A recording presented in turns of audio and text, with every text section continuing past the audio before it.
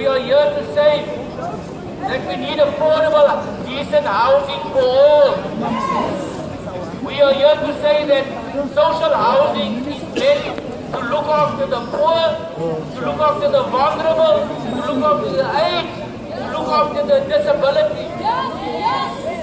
We are here by saying that community care must fulfill their mandate to ensure that we have affordable housing. Now what I want to say to you, Mr. Mkhuli, your role as an HOD, including Mr. Matikizela as a provincial government, there is a provincial tribunal here that is regulating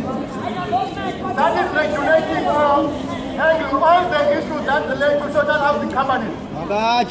So that tribunal committee have failed these communities. There's no way that we can walk away from here and not raise our concerns